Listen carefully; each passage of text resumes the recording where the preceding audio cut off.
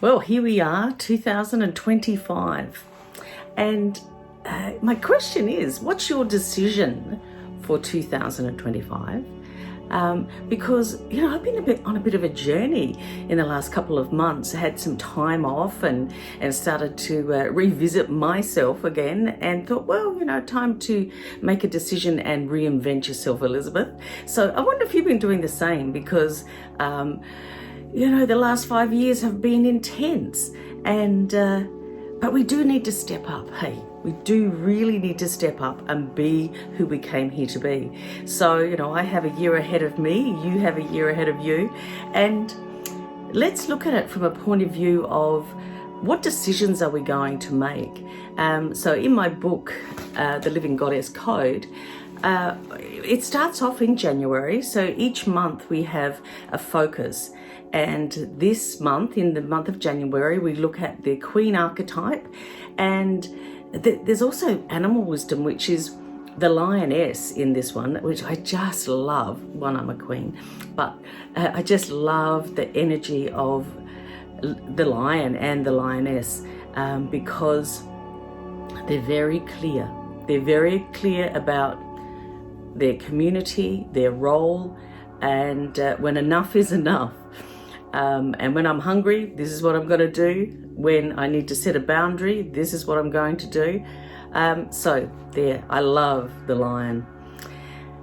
So what I'd like to do, just really informally from time to time, is, each month actually, but in a month, pick up the book, pick up the code, what I call the code, and read a little bit from it for you, because what I've learned even myself is that when we read something again a year later and it has a cyclic nature like this, you see through a different lens because you've been on a journey prior to for 12 months, and then you come again to the material. It's designed in a way for you to keep growing, and you go, oh, that's right.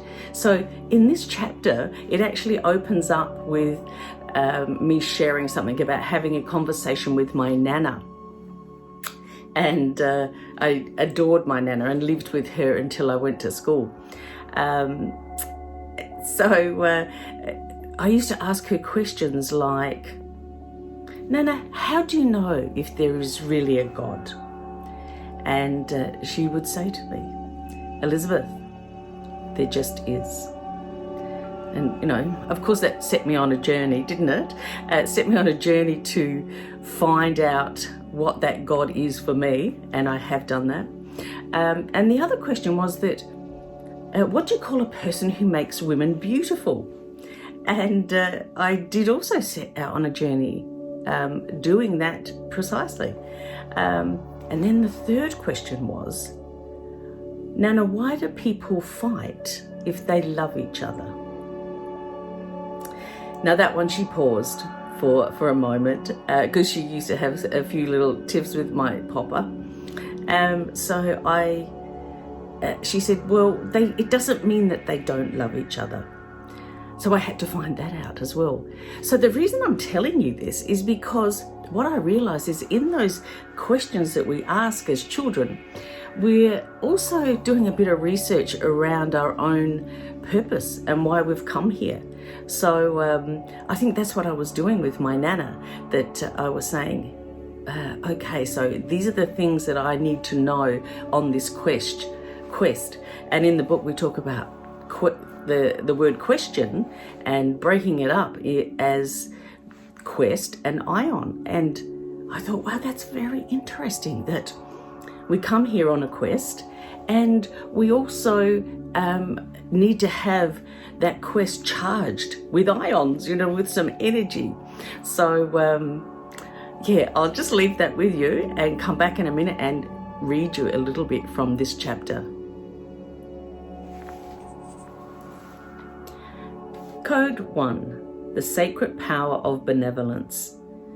The sacred power of benevolence is a radiant and vibrant virtue that enriches your life with its boundless gifts.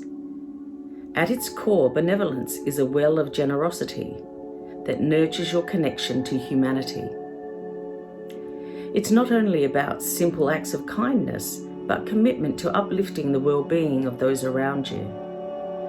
When you embrace benevolence, you open your heart to the beauty of human connection,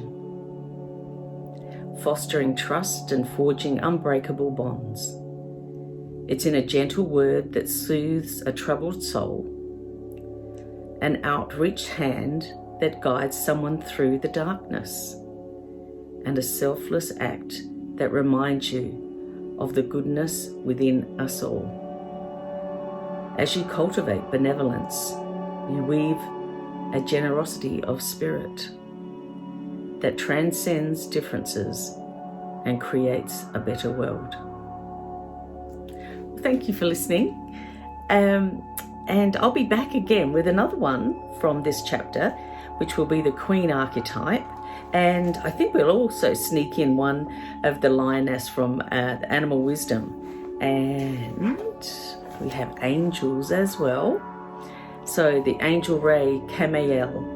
And I have a very fond relationship with the angels and the angels of the heart. So yeah, we've got a journey ahead. So heart to heart, lots of love, and I'll catch you soon.